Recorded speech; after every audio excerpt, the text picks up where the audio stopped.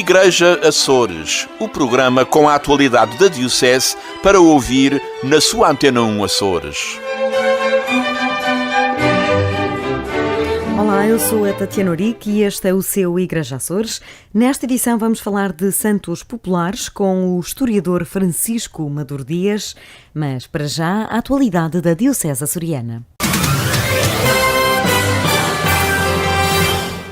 A 13ª Assembleia Plenária do Conselho Pastoral da Diocese de Angra terminou no passado domingo em Ponta Delgada. Os assuntos abordados foram a pastoral social, os jovens e a formação do povo de Deus. Dom João Lavrador, bispo de Angra, garante que na pastoral social o caminho é viver-se uma missão menos assistencialista e de maior promoção da pessoa. Uma consciência maior da realidade da pobreza e das situações sociais, da exclusão a nível da nossa Diocese.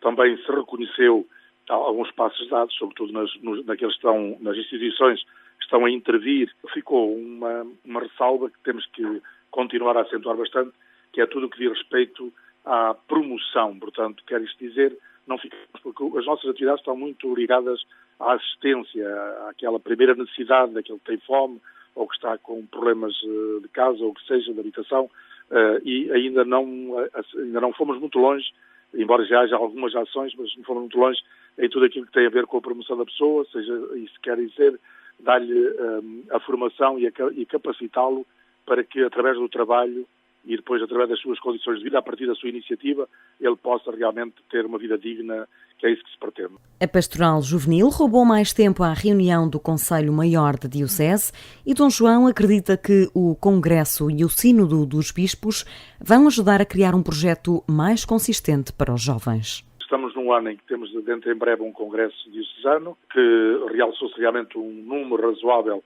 de jovens que vão participar, o que nos satisfaz. Praticamente abrange toda a Diocese, todas as ilhas, todas as ouvidorias, que também dá assim uma expressão bastante diocesana e que promete em relação a um trabalho que pode vir a realizar-se em ordem ao futuro. Portanto, porque o Congresso é precisamente para ajudar os jovens a ouvi-los, a escutá-los, a propor-lhes a sua integração nas comunidades cristãs e nas diversas paróquias, através dos organismos de corresponsabilidade e de promoção da participação nas comunidades. Sentindo que depois iremos ter uma ajuda muito grande através do Sínodo dos Bispos para os jovens, que se vai realizar em outubro, e eu penso que estes dois acontecimentos nos vão, portanto, lançar num projeto juvenil mais adequado. Estão certas as escolas de formação em cada ouvidoria, agora o trabalho de coordenação está nas mãos do vigário para a formação. Já temos alguns temas que estão elaborados em ordem à formação dos padres, sobretudo nas suas reuniões de ouvidoria, e já temos também um conjunto de temas que se destinam essencialmente para os cristãos que estão ligados aos conselhos pastorais paroquiais ou de ouvidoria e que também terão acesso a eles e que irão também debruçar-se neles. Portanto, houve um avanço muito grande, portanto eu só tenho de dar graças a Deus e sentir-me bastante contente com o trabalho que foi realizado no Conselho Pastoral Diocesano, porque foi um conselho ativo, foi muito frutífero e penso que é um passo muito importante dentro destas áreas pastorais. Durante 2 dias, leigos, sacerdotes e religiosos discutiram linhas da ação pastoral da Igreja e terminou com um apelo à mobilização da Diocese para a missão. Nos Açores já começaram as inscrições para os campos de férias nos colégios católicos. No Colégio de São Francisco, em Angra, a novidade deste ano chama-se Os Cracas. O seu diretor, Tomás Dentinho, explicou que se trata de uma sinergia com os parceiros no continente português. Também estamos a fazer, em conjunto com os nossos parceiros, digamos lá de fora, o Colégio de São Tomás e o Colégio do Ramalhão, estamos a organizar uma ida dos nossos alunos e alunos que se queiram juntar depois a nós aos férias destes colégios, que vai decorrer agora de 14 a 19 de julho, no Gerês, em Melgaço, aliás, e portanto há um grupo que vai juntar-se a este grupo que vai de Lisboa até Melgaço, e finalmente vamos trazer para cá um campo de férias que é uma adaptação dos campos de férias que se chamam carraças, portanto que é uma metodologia muito baseada em casais que se juntam e que organizam para os seus filhos um campo de férias relativamente estruturado, campos de férias de cariz católico, e vamos ali aproveitar as instalações do colégio para para fazer um campo de férias de 24 a 31. Mas vamos ao programa para este grupo de até 50 crianças e jovens. O padrão é muito definido, não é? Portanto, há uma oração de manhã, portanto, há uns jogos de manhã, depois há o almoço, há jogos à tarde, às vezes há umas caminhadas, há idas à praia, mas pronto, há ali preparação de teatros, de canções, etc. E que são experiências que, enfim, alguns de nós tivemos, os nossos filhos também tiveram e agora gente mais nova também voltou a ter. Por um lado, digamos, depois da catequese, rapazes e raparigas de 14, 15 anos, 13, 14, 15 anos, enfim, dá uma perspectiva de igreja diferente da que é um bocadinho mais adolescente e, portanto, diferente daquela que é dada um bocadinho mais à frente, aquela que é dada no catecismo. Por outro lado, alarga o leque de amigos, não é? Em vez das pessoas terem os amigos apenas da sua escola ou os amigos que fazem o desporto, alargam para outras regiões do país o seu leque de amigos, uma vez que trazem amigos de várias regiões. No Colégio de São Francisco Xavier, em Ponta Delgada, o programa para julho e agosto é também muito eclético. Garante-nos a diretora Irmã Domingas Lisboa. Temos desde idas às piscinas, atividades com bicicletas, visitas de estudo, visitas ao aeroporto, temos pinturas, temos jogos tradicional, temos um conjunto de atividades que ajudam os alunos realmente a passarem bem este tempo de julho. As inscrições vão abrir de 23 e decorrem até 29 de junho para o campo de férias que vai decorrer entre 3 e 31 de julho para crianças dos 3 aos 12. Os custos podem depender da modalidade escolhida pelos pais.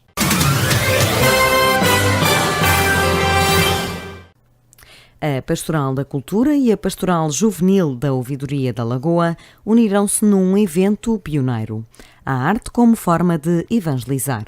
14 jovens estiveram no passado sábado no estabelecimento prisional de Ponta Delgada a partilhar arte e fé com alguns reclusos, também na sua maioria jovens. O diretor do Serviço Diocesano da Pastoral da Cultura garante que, apesar de esperançoso no sucesso, a iniciativa superou todas as expectativas. Foi uma experiência completamente surpreendente, porque os reclusos se entregaram, os que participaram, os 20 inscritos, participaram e entregaram-se totalmente de coração às atividades que tínhamos proposto. Fizemos 3 grupos de trabalho em termos artísticos. Um grupo dedicou-se à pintura, outro grupo dedicou-se ao teatro e outro grupo dedicou-se à música. E os jovens, os que eram da Pastoral Juvenil da Lagoa, puderam ter essa experiência de que a arte é um caminho onde se toca não apenas a razão, mas também a emoção. E o tema da liturgia foi sentir-se em comunidade, em igreja, com Jesus, e os reclusos sentiram, viveram, compreenderam e sentiram o que é ser família de Jesus e ser família em igreja. O sacerdote diz ser uma forma eficiente de evangelizar. Inclusivamente, nós tínhamos na Assembleia um irmão muçulmano que tinha curiosidade em participar e participou também nos trabalhos, e ele compreendeu de tal forma a liturgia da palavra, a palavra de Deus, não só racionalmente, mas emocionalmente, que ele teve necessidade de sair da capela porque estava abalado deixou-se tocar pela palavra de Deus. Portanto, é um método excelente de evangelização, não apenas dos católicos, na reevangelização, mas também como o primeiro anúncio. E já há, inclusive, projeções para um novo encontro. Eles pediram-nos para irmos lá mais vezes e, inclusivamente, até com outras formas de evangelização, por exemplo, desporto. A Igreja agora está decidida a mergulhar-se na pastoral do desporto e surgiu a ideia de fazermos atividades através do desporto como forma de crescimento espiritual. O encontro terminou com uma Eucaristia onde ficou expressa a garantia de que os reclusos não estarão sozinhos.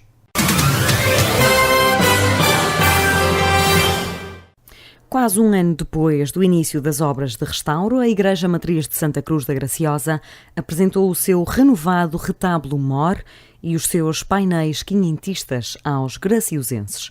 O ouvidor, Padre Sérgio Mendonça, explicou ao Igreja Açores o processo de intervenção que custou 75 mil euros. O altar foi todo desmontado, o retábulo do altar-mor, saiu tudo fora, não foi pintado, foi conservado e restaurado, havia muitos pregos, muita madeira que estava a apodrecer e que estava a ser tratada e que foi substituída também alguma, e havia também, a parte dos painéis quinhentistas que foram até São Jorge, restaurados também no próprio ateliê. Em relação a tudo isto, eu acho que conversar um dia com os responsáveis pelo ateliê, eles apresentaram um orçamento que tinham apresentado em 2003 ao Padre Machado. Quando eu pedi, o ano passado, eles apresentaram o mesmo orçamento e disseram que, eu percebi que eles tinham perdido dinheiro quando fizeram este restauro. O serão aberto ao público foi apresentado pela historiadora Ana Raquel Machado e foi também projetado um vídeo de todo o processo pelo Ateliê de Restauro de São Jorge. O ouvidor admite que o financiamento público foi de metade do valor e o restante montante foi adquirido através de doações, muitas delas anónimas. O serão terminou ainda com a atuação do Coro da Matriz. À semelhança dos últimos 5 anos, o Movimento de Romeiros de São Miguel concluiu na última semana as reuniões pelas ouvidorias, de forma a auscultar os ranchos. Cerca de 60% dos grupos existentes participaram das 8 reuniões e João Carlos Leite, do Movimento de Romeiros, adianta as sugestões que foram dadas pelos irmãos no sentido de documentar melhor o movimento. Foram reuniões muito francas, muito informais, em que eles partilharam connosco, fizeram uma avaliação das nossas atividades e da opinião que tinham em relação à coordenação. As opiniões foram positivas, fizeram algumas sugestões bastante válidas para o nosso futuro, indicaram-nos a possibilidade de contatar com responsáveis de uma delegação dos Açores, da Associação Portuguesa dos Bibliotecários, Arquivistas e Comentaristas, para nos ajudar a recolher e a catalogar o que está disperso por aí e o que nós temos, a arquivar e catalogar. Também houve a indicação que talvez fosse positivo fazermos um levantamento do tipo de romeiros que iam connosco, saber as idades, as profissões, as habilitações literárias, rancho por rancho, criarmos uma ficha individualizada para termos presente a composição, digamos assim, dos nossos ranchos. O movimento começa agora a delinear as formações por ouvidoria que, caso haja receptividade por parte dos grupos, devem acontecer entre outubro e novembro. Idealizamos algumas coisas que podíamos fazer, manter eventualmente as nossas formações, talvez de uma outra forma. O que tínhamos feito, já fizemos 5 encontros, num dia completo em que incluíam uma refeição, foram muito participadas. Mas agora, se calhar, vamos fazer, para tentar abranger outros que não tiveram possibilidade de ir nestes moldes, fazermos pós-laboral, 1 ou 2 dias por semana, percorrendo a ilha, também contemplando as diversas zonas pastorais da nossa ilha. Na passada quinta-feira, dia 14, reuniu o Conselho Consultivo, que é representado por um elemento de todos os grupos e alguns romeiros veteranos. O próximo ano começa assim a ser preparado pelo Movimento de Romeiros de São Miguel.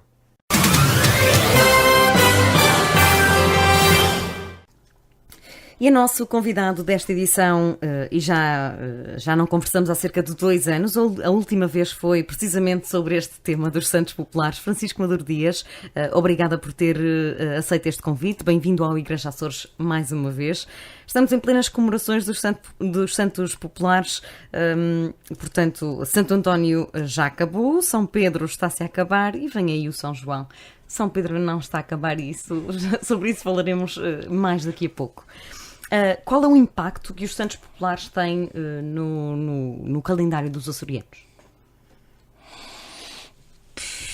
Bom, primeiro é preciso pensar que os Santos Populares são um fenómeno bastante português. Outros países comemoram-nos, mas não propriamente com esta força toda e com esta sequência que nós temos.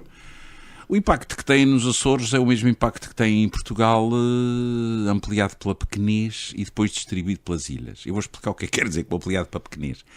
É que, por vezes, uma comemoração numa ilha média, não estou a falar da Terceira ou de São Miguel, mas estou a falar, acaba por encher a ilha toda de uma maneira que, se fosse no continente, quase que nem sequer se notava. Eu diria que todos têm. E diria que tem havido uma migração muito curiosa de hábitos, de costumes e de situações. Nós podemos falar mais à frente, mas estou-me a lembrar claramente da questão das marchas. Não havia marchas de São João, a gente inventou as marchas de São João, como já se falou nisso há 2 anos, mas o que é curioso é que agora às vezes aparece nas Flores, outras vezes aparece em Vila Franca. Está na moda haver marchas de São João. Portanto, ótimo. Por cá também. Sim, cada vez mais. Não, o que eu queria dizer, ótimo, quer dizer, tem um impacto, toda a gente gosta muito deles e depois nós vamos trocando coisas. Mas há uma coisa já agora que é a seguinte. Estas festas calham muito bem. Da maneira que eu sempre defendi e defendo que as nossas marchas de São João, que herdaram coisas das danças de Carnaval, têm a ver com o nosso espírito um bocadinho folgazão, mas é um folgazão regrado, que é uma coisa que eu acho muito interessante.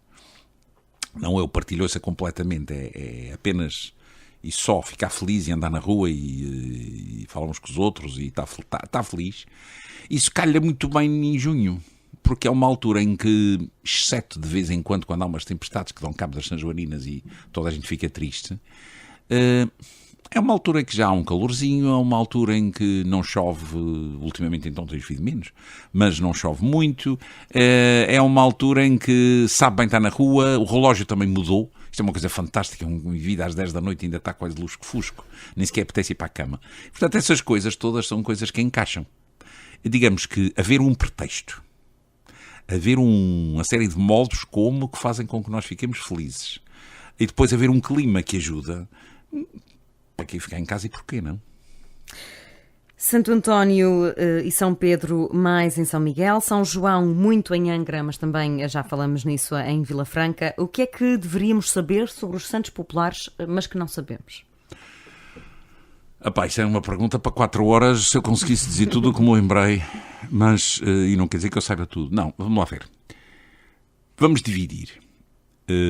Há a parte, digamos, profana e há a parte religiosa. Eu vou começar para a parte religiosa, que foi uma que ultimamente até achei interessante saber um bocadinho. Primeiro, o Santo António, eu não sabia, devia saber, mas não sabia. O Santo António morreu no dia 13 de junho. Digamos que nós costumamos comemorar o dia de nascimento. Neste caso, comemora-se o dia da morte do Santo António. Digamos, é o único que rigorosamente o dia do calendário religioso encaixa num dia que tem a ver com a vida dele. Uhum. Santo António é um homem fantástico, é um doutor da Igreja, qualquer pessoa poderá procurar na internet informação e vai gastar umas horas a ler tudo o que haja sobre Santo António, porque sobretudo era um homem com uma fé e com uma capacidade de pregação, mal comparando no sentido da elaboração do discurso. O Santo António é famoso por vários discursos. Nós falamos muito, por exemplo, do Padre António Vieira, que não é santo nem coisa nenhuma, mas o Santo António não era pior. De tal maneira que, por vezes, o Santo António foi chamado para esclarecer e para dar opinião e para formar pessoas. Eu diria que, rigorosamente, é aquele santo que vale a pena ler, vale a pena saber o que é que ele andou a dizer.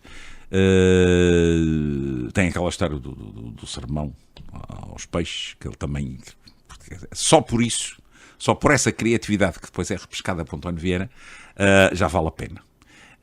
E ele era claramente um homem superior em termos de inteligência e muito capaz. E é histórico, com uma solidez histórica que nos outros dois nós não temos. Digo solidez histórica, eu sou de áreas de história, portanto há o documento, a gente sabe o dia em que ele morreu, a gente sabe mais ou menos por onde é que ele andou, é possível fazer assim uma agendazinha muito completa. Já, digamos, fazer uma agenda do que foi a vida do São Pedro ou de São João, ou a gente se baseia na Bíblia, ou então está mal. O que não quer dizer que esteja mal do ponto de vista teórico, porque eu acho muito interessante que a gente tenha como santos em Portugal, como santos populares, bem, um é casamenteiro, até padroeiro de pescadores, o outro é para a gente andar a saltar à fogueira. Há muitas coisas que fazem o popular no sentido do rural, e isso depois a gente pode conversar, já falámos sobre isso, mas podemos voltar a tratar desta questão. Achei muito interessante que a gente tenha 3 santos que são, do ponto de vista religioso, do ponto de vista da fé, do ponto de vista até do simbólico, muito interessantes. Mas bem diferentes. Muitíssimo, todos. Até no tempo e na forma. O São João enfim, como eles dizem, o santo precursor.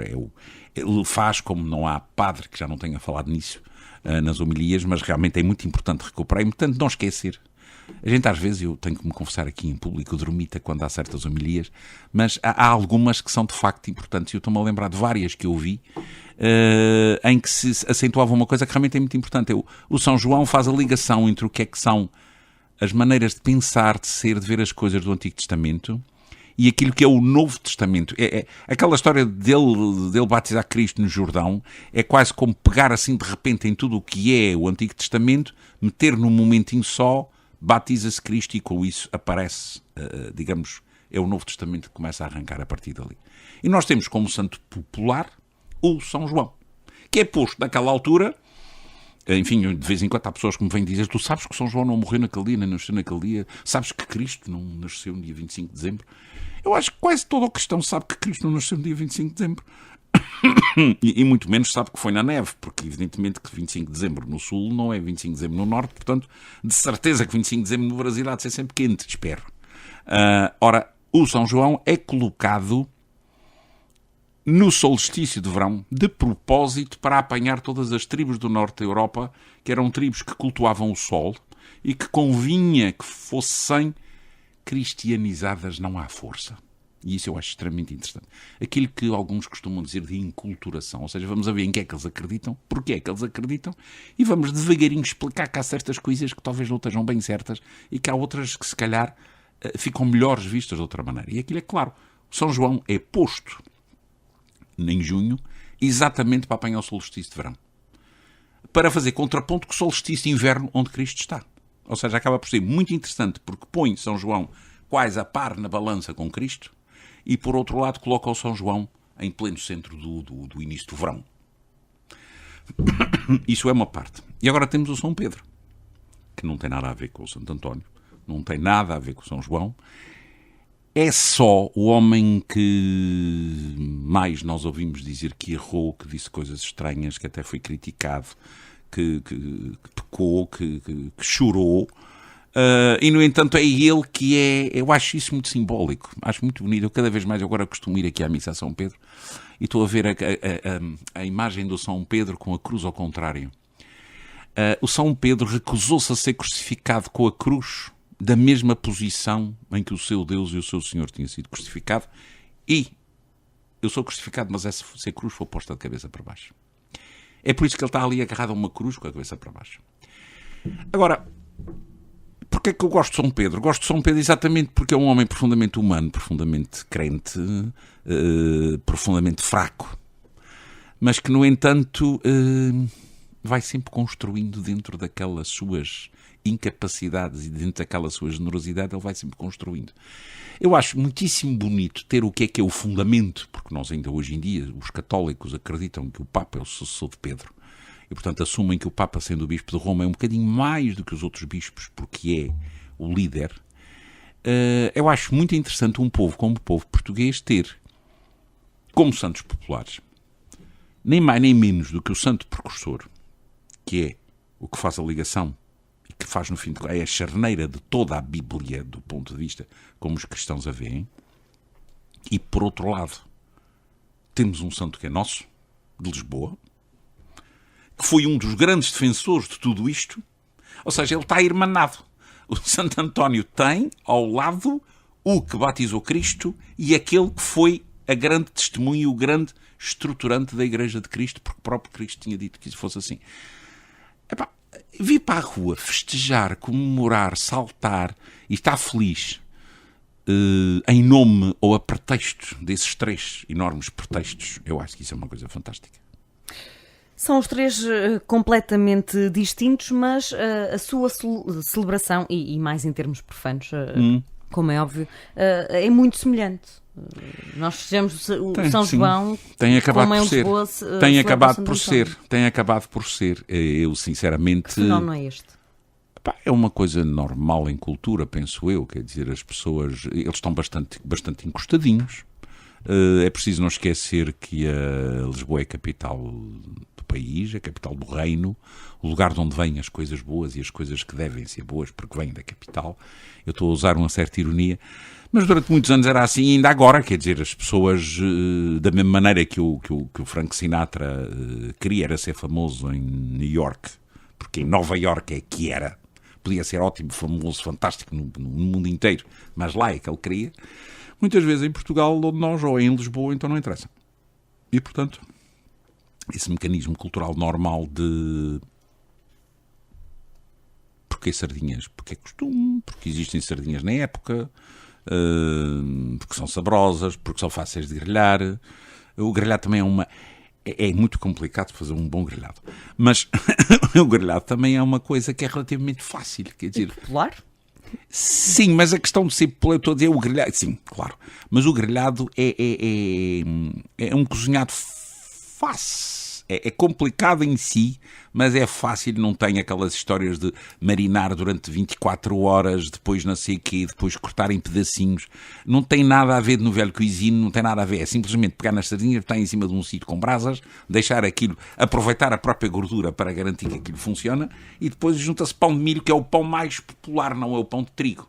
Portanto, rigorosamente... Agora, há uma mistura que é importante a gente dizer. Quer dizer, o popular não tem necessariamente a dizer...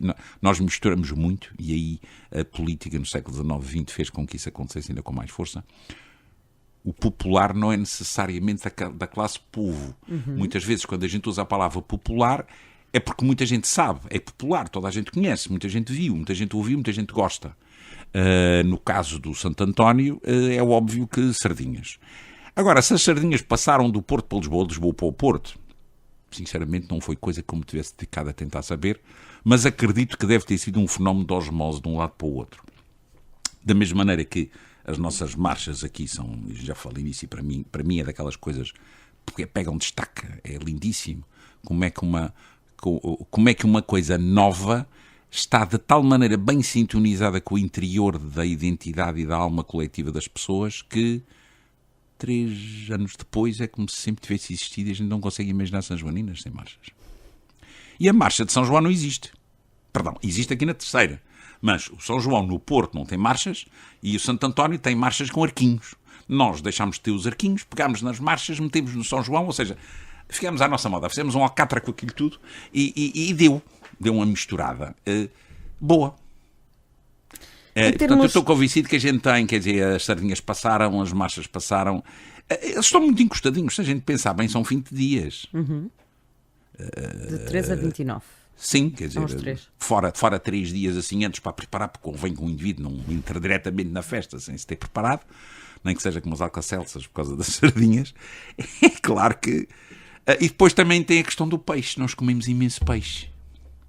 É impressionante a quantidade de peixe que Portugal come, que provavelmente também tem a ver com o facto de sermos uns cristãos muito bem educadinhos, que durante muitos anos cumprimos todas as sextas-feiras e a quaresma e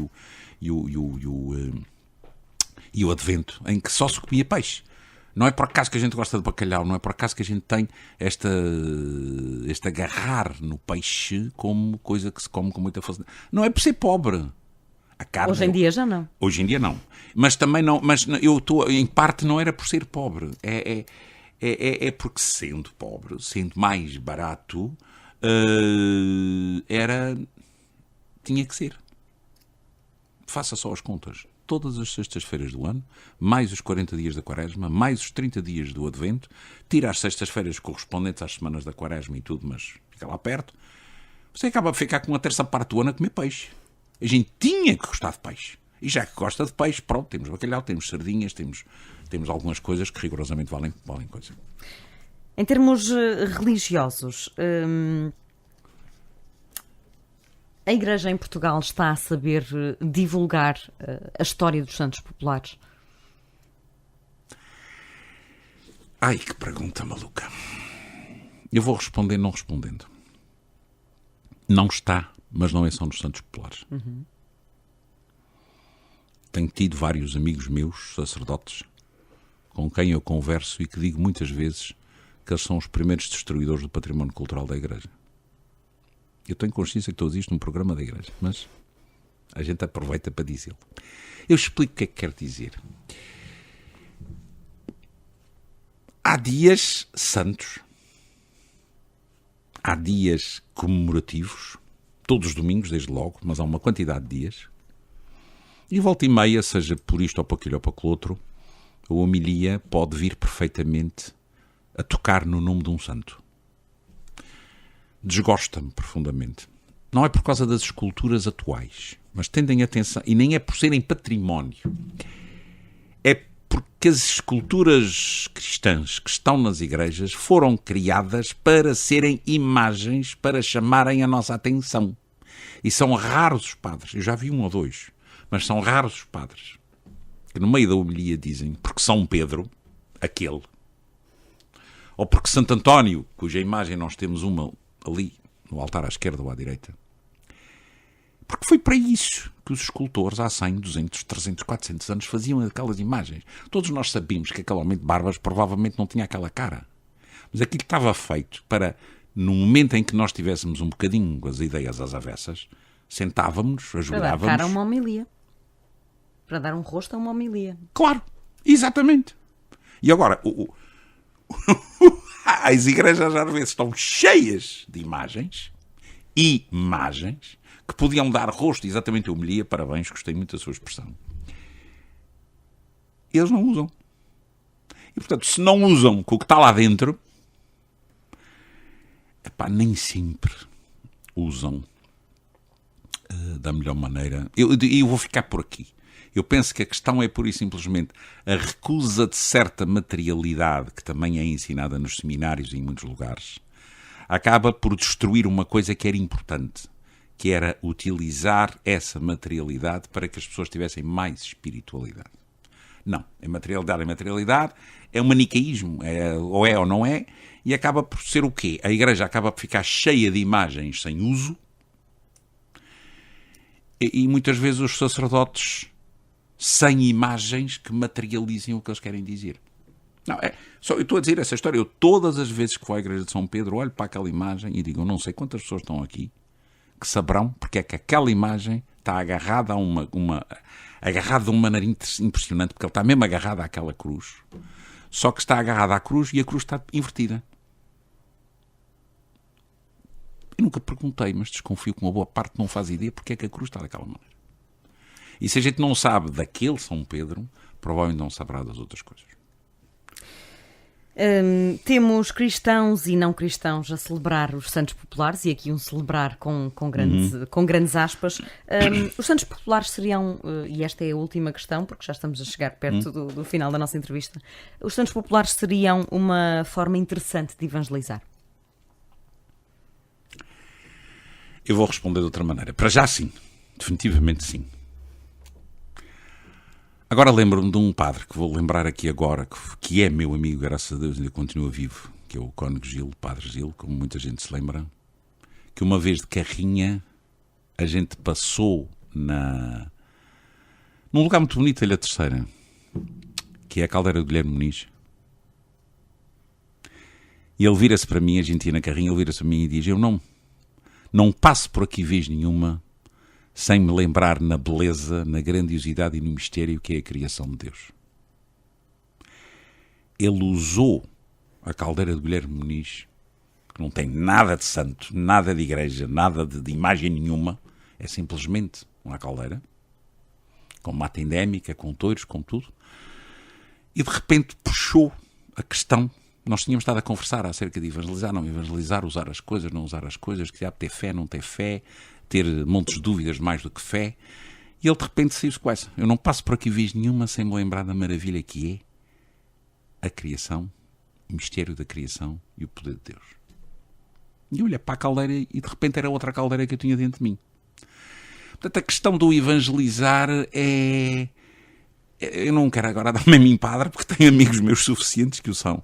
Mas é uma questão de como um professor bom que deve pegar naquilo que são as dúvidas e as questões que a outra pessoa coloca e aproveitá-las para dar ele própria resposta. Muitas vezes eu acho que não é por falta de formação, pode ser por receio, pode ser por insegurança, pode ser por estarem num mundo que rigorosamente é muitíssimo pouco, dizem, cristão, mas no fundo é bastante cristão nas práticas. O que não querem é assumir que a influência é essa. E portanto eles acabam por não ir por aí.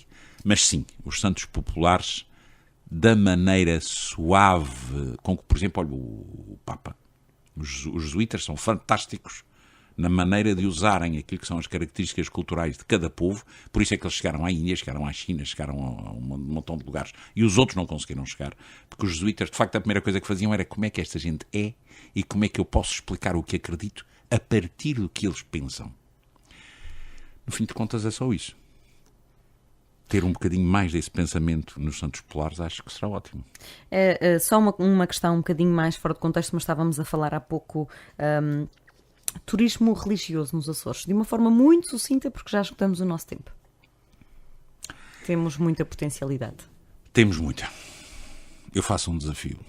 Você arranja uma outra altura e a gente volta a conversar sobre isso. Porque o turismo dos Açores... Pode ser já na próxima semana?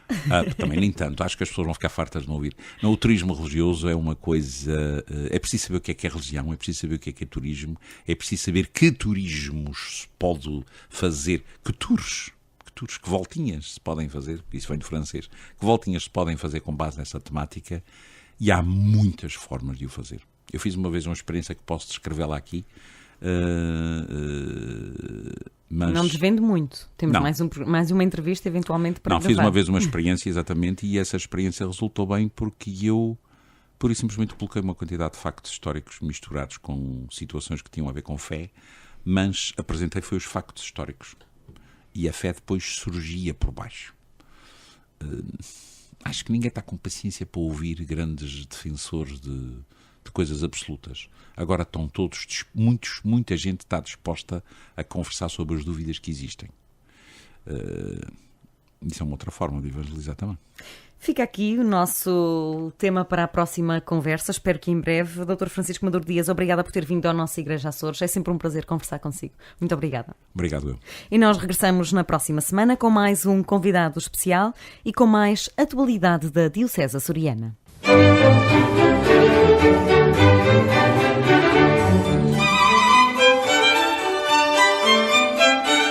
Igreja Açores, o programa com a atualidade da Diocese para ouvir na sua Antena 1 Açores.